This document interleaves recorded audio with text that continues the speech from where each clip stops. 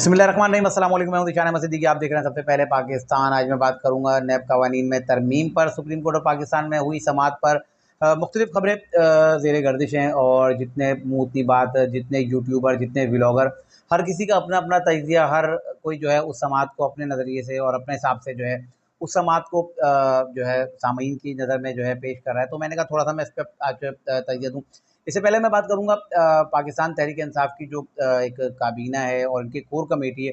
अब एक उसकी एक मीटिंग हुई है और उसमें उन्होंने फैसला किया है कि अब जो पानी पीटीआई के अकाउंट से जो ट्वीट किया जाता है या पीटीआई के ऑफिशियल अकाउंट से जो पोस्टें चलाई जाती हैं, अब उसका जो है चेक एंड बैलेंस किया जाएगा और उसको बाकायदा फ़िल्टर किया जाएगा, उसको चेक किया जाएगा और उसके बाद जो है उन पोस्टों को या जो भी ट्विटर होगा, एक ट्विटर अकाउंट पे, तो तमाम चीज़ें फ़िल्टर के बाद जो है पोस्ट की जाएँगी। अब एक ये इजलास हुआ है कोर कमेटी का पाकिस्तान तहरीक-ए-इंसाफ की और अब इन्होंने फैसला किया है कि अब ये बानी पीटीआई से इमरान खान साहब से जो है जेल में मिलने जाएँगे और उनको बताएँगे कि किस तरह से जो है हमारे लिए मुश्किलात पैदा हो रही हैं। क्योंकि इससे पहले जो आपको पता है जो एक ट्वीट हुआ है जिस पे सारा तनाज़ा खड़ा हुआ है 1971 और शेख मुजीबुर रहमान के हवाले से जो बानी पीटीआई के ऑफिशियल अकाउंट से ट्वीट हुआ है, उसी पे सारा फड्डा है। और उसमें आपको पता है कि इमरान खान, बैरिस्टर गौहर और रऊफ़ हसन को नोटिस हुए हैं। कल एफआईए ने बुलाया था और एफआईए ने जब इनके सामने सवालात रखे तो ज़ाहिर-सी बात है दोनों ही खौफ़ज़दा हो गए, क्योंकि ये संगीन गद्दारी के मुकदमा है और इसमें इनसे दोनों सवालात किए गए। नैब ने की पूछा कि ये क्या मामला है, तो यकीनन दोनों अफ़राद समझते हैं, बैरिस्टर गौहर भी और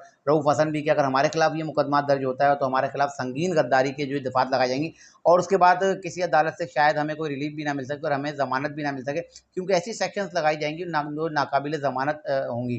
तो बहरहाल अब ये लोग जाएँगे और इमरान खान साहब को समझाने की कोशिश करेंगे, खुदारा ऐसे ट्वीट ना करें या ऐसी वीडियोज़ या ऐसे पोस्टें ना करवाएँ जिससे पाकिस्तान तहरीक-ए-इंसाफ के जो बाहर बैठे हुए लोग हैं उनके लिए जो है मुश्किलात पैदा हों। लेकिन मैं यही बताता चलूँ कि ये लोग जाएँगे तो, लेकिन बानी पीटीआई इमरान खान किसी सूरत भी इन लोगों की बात को तस्लीम नहीं करेंगे, क्योंकि वो तो जेल में है, उनको पता है मैं तो भुगत रहा हूँ, जितनी तकलीफ़ें मैंने बर्दाश्त करनी है, लेकिन मेरे नाम पर और पाकिस्तान तहरीक-ए-इंसाफ के नाम पर जो तुम लोग भी बाहर मज़े कर रहे हो सारे, तो भाई तुम लोग भी आ जाओ ना जेल, तो क्या मसला है? आ जाओ तुम लोग भी, जब मैं अंदर हूँ तो क्या मसला है? क्योंकि मैं तो हूँ ही अंदर, अब मैंने जो भी करना है मेरा क्या करेंगे? मुझे ज़्यादा जेल में डालना, तो मैं जेल में हूँ। तो मुझे नहीं लगता कि बानी पीटीआई इमरान खान साहब जो है अपनी जो है इस चीज़ से बाज आएँगे और आइंदा भी इस तरह की पोस्टें या इस तरह की चीज़ें जो है वो अपने जो सोशल मीडिया टीम उनको कहते रहेंगे, शेयर करते रहो। अच्छा, मैं बात कर रहा था कल जो आपको पता है नैब कवानीन में तरमीम पर जो है इमरान खान साहब जो फ़रीक बने थे और इमरान खान साहब वीडियो लिंक के ज़रिए पेश हुए। कल इमरान खान साहब जब जो है आए, वो लाइट ग्रीन कलर की, स्काई ग्रीन कलर की शर्ट पहने हुए थे जब वो पेश हुए वीडियो लिंक के ज़रिए। तो 3 रुकनी बेंच ने इस केस की समाअत की। चीफ जस्टिस काज़ी फ़ाइज़ ईसा, जस्टिस जमाल मंदोखेल और जस्टिस अतहर मनल्ला ने इस केस की जो है समाअत की। तो chief justice of Pakistan Qazi Faiz ईसा साहब ने तो आते ही जो इनके वकील हैं इमरान खान साहब के, उनको लाजवाब कर दिया, ख्वाजा हारिस साहब को, और इनसे कहा कि ये जो पाकिस्तान तहरीक इंसाफ के दौरे हुकूमत में जो एमनेस्टी स्कीम जो मुतारिफ़ कराई गई थी, ये क्यों कराई गई थी? थोड़ा इसका भी तो जवाब दिया जाए, क्योंकि अच्छा, कल जब ये समाअत हो रही थी उस वक़्त हलीमा खान भी मौजूद थी। जब ये सारा मामला सामने आया और chief justice of Pakistan Qazi Faiz साहब ने सवाल किया कि एमनेस्टी स्कीम, क्योंकि उस वक़्त जो एमनेस्टी स्कीम इमरान खान साहब ने निकाली थी उसकी सबसे ज़्यादा बेनिफिशियरी हलीमा खान ही थी। उन्होंने ही अरबों रुपए के अपने जो उनके जो अरबों रुपया था, उन्होंने जो फिर सिलाई मशीन के ज़रिए उन्होंने डिक्लेयर करके जो अपने अरबों रुपयों के उन्होंने जो है ब्लैक को उन्होंने व्हाइट कर लिया था।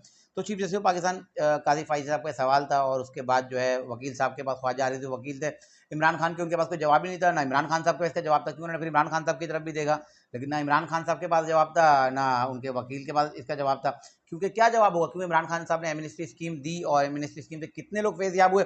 अब उस पे आपको पता है कि आईएमएफ भी आपसे नाराज़ हुआ था। अगर इमरान खान साहब के बारे में बहुत से लोग कहते हैं ना कि मुहिब्बे वतन है, तो मैं कहता हूँ कि भाई अगर इमरान खान साहब मुहिब्बे वतन है तो इमरान खान साहब ने एमनेस्टी स्कीम क्यों मुतारिफ़ कराई थी? इससे तो सारे जो उन लोगों ने, जो जिनका ब्लैक का पैसा था, उन लोगों ने सबने व्हाइट कराया और सबसे ज़्यादा इसकी बड़ी बेनिफिशियरी हलीमा खान साहिबा थी।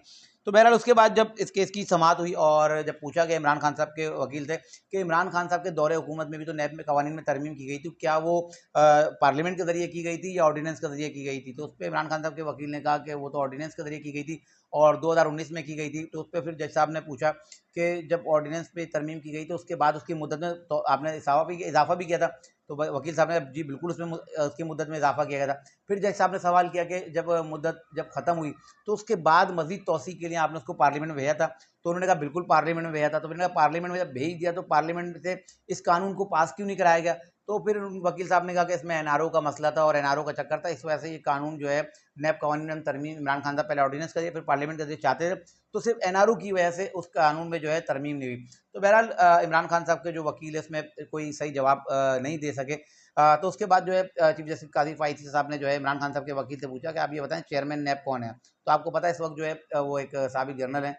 तो इमरान खान के वकील ने कहा कि सलमान सफदर साहब जो हैं उन्होंने कहा कि मुझे जो है नाम नहीं पता ये जो चेयरमैन नैब कौन है। सॉरी, ख्वाजा आरिफ साहब इनके वकील थे। ख्वाजा आरिफ साहब ने कहा कि मुझे तो नहीं पता कि नैब के चेयरमैन कौन है।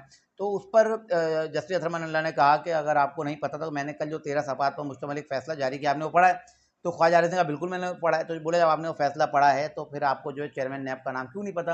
क्योंकि चेयरमैन नैब का नाम तो मैंने अपने 13 जो सफ़ात पर मुश्तमिल जो एक फ़ैसला है उसमें जो है मैंने उनका नाम जो है ऐड किया है। बहरहाल फिर उस पे जमाल मंदोखेल साहब ने भी इंटरप्ट किया। उन्होंने कहा कि लगता है कि ख्वाजा आरिफ साहब हम आपको बना नहीं सकते और ये शायद आप समझ रहे हैं कि जो हम आपके मुँह से अल्फाज निकालना चाहते हैं, यानी कि वही तासुर देना चाहते हैं कि चेयरमैन नैब का नाम आप जो है जानबूझ के नहीं ले रहे या लेना नहीं चाह रहे। बहरहाल इमरान खान साहब के जो वकील हैं ख्वाजा आरिफ साहब कल जो है खातिर ख्वाह जवाब नहीं दे सके और बड़ी कोशिश की, क्योंकि आपको पता है जब काजी फाइज़ साहब हों सामने और उसके बाद थरमान अल्लाह साहब तो दिफा कर रहे थे, लेकिन काजी फाइज़ साहब के सवालात बाउंसर पे बाउंसर। तो और उसके बाद अडियाला जेल की जो रिपोर्ट है उसने जो है सोने पे सुहागा का काम किया, क्योंकि इमरान खान साहब ने जो एक उनका जो उन्होंने एक इंटरव्यू दिया है गैर मुल्की मीडिया को और जो शाया हो, जिसमें इमरान खान साहब ने कहा मुझे डेथ सेल में रखा गया है। तो फिर अडियाला जेल की वो रिपोर्ट भी सामने आ गई जिसमें बताया गया इमरान खान साहब से कितने लोगों ने कब कब मुलाकातें की। 453 लोगों ने इमरान खान साहब से सिर्फ 4 हफ्तों में मुलाकातें की और वहाँ उससे जो रिपोर्ट जमा कराई अडियाला जेल हुकाम की जाने से उसमें कुछ तस्वीरें भी थी और उसमें दिखाया गया कि डेथ सेल है या इसमें कितनी मरातें हैं, चॉकलेट्स और दुनिया भर की मरातें, जिम, बड़ा कमरा, लग्जरी जो है फर्नीचर, तो सारा दिखाया कि किस तरह से डेथ सेल है और कैसे। क्योंकि मैंने कहा ना कुछ व्लॉगर यूट्यूबर गुमराह कर रहे हैं, 6x8 का कमरा बता रहे हैं। तो मैं यूट्यूबर को कह रहा हूँ कि भाई क्यों गुमराह करते हो पाकिस्तानी कौम को, सच बताओ। इमरान खान साहब वो वाहिद पाकिस्तान के कैदी हैं जिनको इतना बड़ा रिलीफ दिया गया, 8 बैरक तोड़ के इतना बड़ा इनके सेल बनाया गया, सारी मशीनें सारी इनके लिए, जिम की मशीनें सारी इनके लिए वहाँ मौजूद हैं।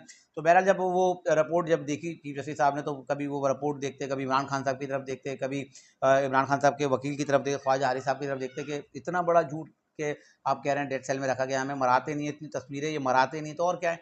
453 लोगों ने मुलाकातें की 4 हफ्ते में, उसके बाद भी कह रहे हैं कि मुझे तनहा रखा गया, डेथ सेल में रखा है, मुझे किसी से मिलने नहीं दिया था, मेरे वकील मुझसे नहीं मिलते, मेरे वकीलों को मुझसे नहीं मिलने दिया था।